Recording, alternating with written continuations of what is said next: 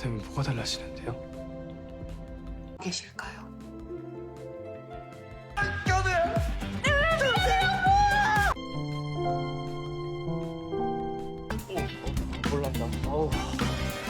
Halo guys, balik lagi ke channelnya Mimin. Gimana kabar teman-teman semua? Semoga baik-baik aja ya. Oke, di video kali ini mari kita lanjutkan review dari drama Oh My Ghost Clients yang makin seru tentunya. Bagaimana kelanjutannya? Ini dia, by Mimin.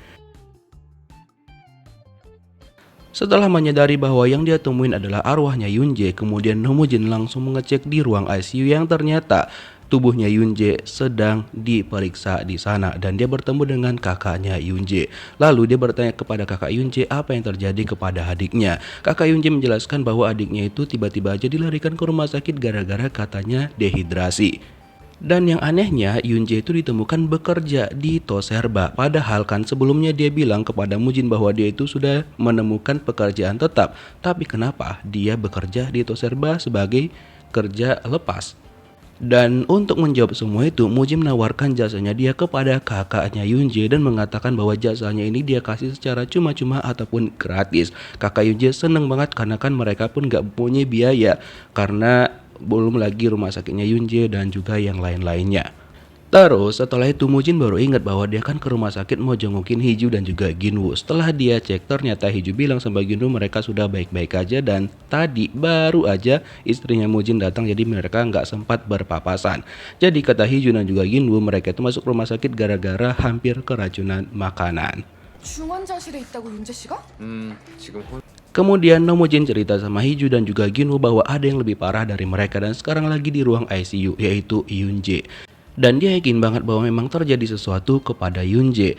Yang Yunjae itu bekerja di sebuah perusahaan yang katanya for sale dan ternyata Ginwoo tahu tentang perusahaan tersebut. Yang memang ternyata perusahaan itu tiba-tiba aja memutuskan kontrak mereka dengan orang-orang yang baru aja keterima kerja tanpa alasan yang jelas. Makanya untuk menutupin semuanya Yunjae itu bekerjalah di Toserba yang gara-gara itulah dia pingsan. Kemudian Nomujin, Hiju dan juga Ginwoo bakal mencari tahu semuanya. Keesokan harinya mereka janjianlah sama salah satu rekannya Yunjae yang bekerja di Toserba dan memang mengatakan bahwa kemarin itu dia temukan Yunjae pingsan dan ketika dia bangunin gak bangun-bangun makanya dia khawatir dan langsung menelpon rumah sakit untuk Yunjae mendapatkan pertolongan pertama.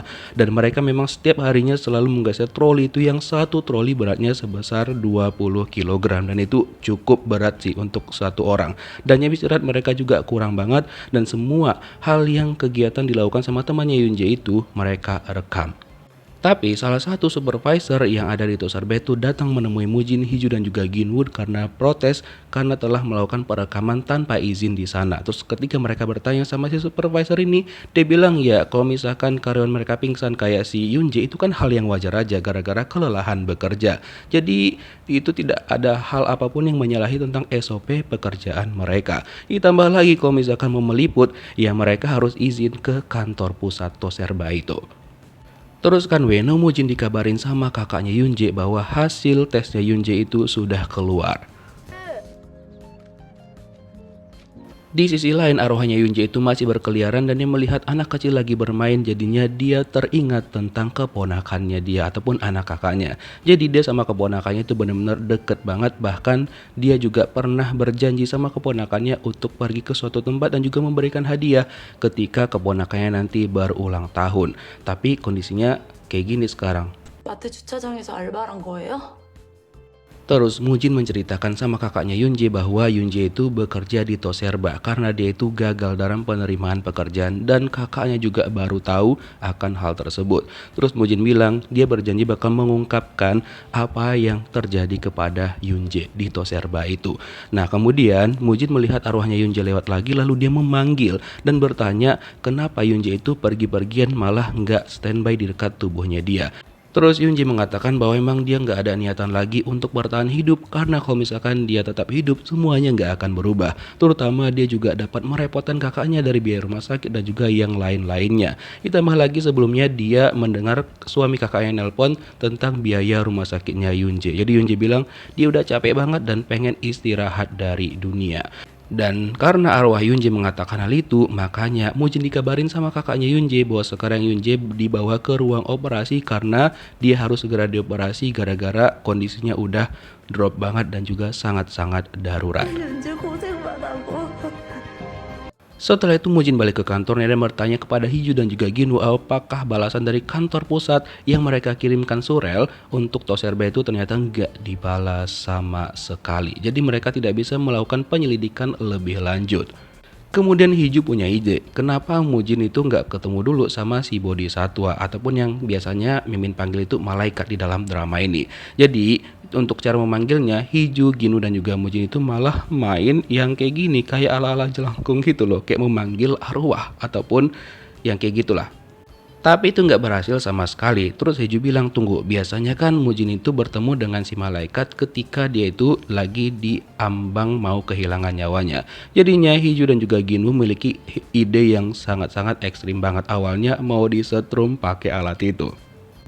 얘들아 이건 Tapi itu ekstrim juga, jadinya Hiju dan juga Ginwoo memiliki ide yang lainnya yang sebenarnya di luar Nurul juga. Jadi mereka sengaja membekap Mujin seperti ini agar berhasil.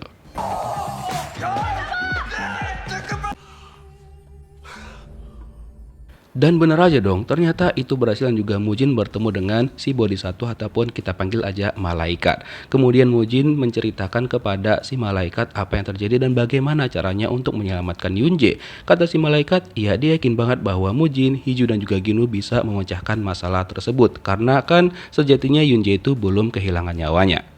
So dia nggak bisa ikut campur akan hal tersebut. Nah kemudian pas Mujin udah bangun lagi, dia sampaikanlah sama Hiju dan juga Ginwoo bahwa si Bodhisattva bilang kalau misalkan ya mereka itu bisa sendiri gitu. 어떻게 만났어? 부사님 만난 거야? Tapi jawaban simpel kayak gitu membuat Hiju tuh nggak percaya dengan Mujin. Dia anggap bahwa Mujin tuh berbohong sama mereka biar untuk cari aman aja. Kemudian Hiju mau memukul Mujin tapi dihalangin sama Ginwoo. Setelah itu Mujin mendapatkan pesan dari rekannya Yunje kemarin bahwa setiap hari Yunje itu langkah kakinya sebesar 43.000 kaki. Itu kan kayak banyak banget. Sebenarnya sehari 10.000 itu udah cukup. Dan karena memang itu cukup ekstrim, jadinya Ginwoo memiliki sebuah ide nih bagaimana caranya untuk membuktikan pernyataan itu. 얜 촬영 좀 하랬더니 어디 간 거야? Keesokan harinya, seperti biasa dia menyamar untuk bekerja di To Serba itu. Kemudian dia sama Hiju juga melakukan perekaman seluruh kegiatan yang mereka lakukan di sana. Terus temannya Yunje bilang bahwa nggak apa-apa sih kalau misalkan mereka mau mengambil video ataupun gimana. Cuma tolong jangan libatkan dia karena kalau misalkan dia terlibat, bisa-bisa dia bakal kehilangan pekerjaannya. Kemudian Ginwoo dan juga Hiju bilang oke tenang aja. Terus tiba-tiba ada masalah. Si bangke ini kan dia sendiri yang membuat mobilnya lecet gara-gara dia mundur ke belakang sehingga trolinya kena. Lalu dia menyalahkan Ginwoo dan untung aja semuanya direkam sama Hiju. Jadinya dia nggak bisa meminta ganti rugi karena memang salahnya dia sendiri. Nah gara-gara itu dia malu banget dan bilang bahwa tunggu kalian beruntung hari ini. Lihat aja nanti kalau misalkan ketemu lagi. Untung aja kamera dan juga rekamannya ada. Setelah itu video yang mereka kumpulkan diuploadlah ke salurannya Ginwoo lalu mereka tonton. Tapi ada hal yang sebenarnya itu di luar Nurul banget. Awalnya kan mereka kira komentar-komentar netizen bakal mendukung dan juga bersimpati kepada Yunje. Tapi kalian tahu apa? Ternyata komentarnya malah komentar-komentar negatif ataupun menghujat Yunje. Kata mereka terlalu manja banget. Itu kan hal yang biasa kalau misalkan di pekerjaan seperti itu. Aduh. 수술은 잘 됐고 남은 건 환자. Keesokan harinya Mujin kembali ke rumah sakit dan bertanya sama kakaknya Yunje dan katanya operasinya berhasil. Cuma kata dokter tergantung ke si pasiennya sendiri bagaimana semangat hidupnya. Kalau dia semangat hidup ya dia bisa selamat. Kalau misalkan nggak semangat ya dia bisa-bisa kehilangan nyawanya. Nah makanya setelah itu Mujin juga diberitahukan tentang rumahnya Yunje. Lalu mereka bertiga nih pergi ke sana dan mencari tahu apa yang bisa mereka temukan. Dan mereka melihat bahwa Yunje itu ternyata anak yang pintar banget. Dan juga ada hasil MCU-nya dia yang ketika dia melamar di pekerjaan sebelumnya dan ternyata hasilnya semuanya baik-baik aja dan juga normal-normal aja. Tapi mereka butuh bukti ataupun pernyataan tambahan untuk bisa membantu Yunje. Hingga akhirnya ada seseorang yang mengirimkan pesan kepada mereka bahwa dulu Yunje itu sempat bekerja di SPBU dan dia kenal dengan Yunje. Bahkan dia juga bersedia untuk dilakukan interview untuk membantu Yoonjae agar nggak dihujat lagi. Selain itu, surel yang mereka kirimkan juga akhirnya dijawab sama si kantor pusat, dan juga tempat pekerjaan Yoonjae yang sebelum yang menolak dia juga akhirnya memberikan pernyataan dan bakal bertanggung jawab juga untuk membiayain seluruh biaya rumah sakitnya Yoonjae. Dan gara-gara itu kakaknya Yoonjae berterima kasih banget kepada Mujin, lalu keponakannya dan juga suami kakaknya Yoonjae datang untuk menjenguk Yoonjae, dan keponakannya memberikan semangat kepada Yoonjae karena dia yakin bahwa Yoonjae itu bakal bisa bangun lagi dan juga menepati janjinya untuk tetap bermain dan juga memberikan hadiah kepada keponakan kesayangannya ini. Makanya setelah itu Mujin langsung mencari-cari arwahnya Yoonjae dan untung aja ketemu. 너 어딜 그렇게 돌아다니냐? 어디 갔다 왔어? Mujin mencoba untuk membujuk Yoonjae agar mau lagi tetap bertahan hidup dan juga memiliki semangat hidup yang tinggi agar dia bisa hidup kembali. Tapi Yoonjae bilang bahwa semuanya udah sia-sia dan juga kalau misalkan dia bangun, hidupnya itu nggak akan ada perubahan sama sekali. Nah, kemudian Mujin mencoba mengajak Yoonjae untuk pergi ke suatu tempat karena kan ketika di rumah Yoonjae dia sempat melihat bahwa Yoonjae itu pengen banget ke pantai. Jadi diajaklah sama Mujin untuk ke arah pantai, dan ketika di mobil dia juga mencoba memberikan Yoonjae kayak sejenis tentang kehidupan dan juga motivasi agar Yoonjae ini bisa lebih semangat lagi, dan untungnya berhasil karena setelah itu Yoonjae terlihat mulai tersenyum. Terus kan Hee-ju dan juga Ginwoo melakukan interview dengan orang SPBU yang katanya juga sempat bekerja dengan Yoonjae, dan juga dia memberikan komentar-komentar yang baik tentang Yoonjae dan bagaimana Yoonjae sebenarnya. Dan gara-gara interviewnya itu akhirnya banyak juga komentar-komentar yang mendukung si bapak dan juga akhirnya mendukung Yoonjae juga. Hee-ju dan juga Ginwoo seneng banget. Terus kan Mujin dan juga Yoonjae akhirnya udah berada di pantai dan terlihat Yoonjae itu menikmati banget. Kemudian Mujin juga mengatakan bahwa dia kan masih ada janji tuh sama Yoonjae untuk mengajaknya makan di dekat Sungai Han. So dia meminta sama Yoonjae untuk tetap semangat untuk hidup karena banyak hal lagi yang harus dilakukan, dan dia juga menyarankan sama Yoonjae untuk jadi advokat buruh sama seperti dia, dan dia berjanji kepada Yoonjae bakal merekrut dia kalau misalkan Yoonjae itu memiliki semangat untuk tetap hidup dan juga untuk berkarya.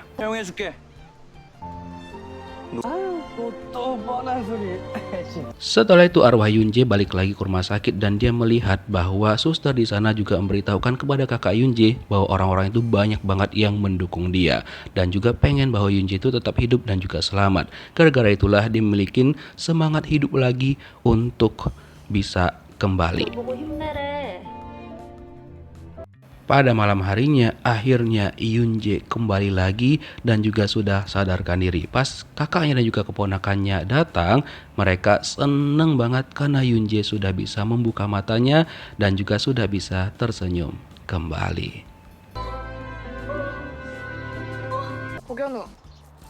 왜?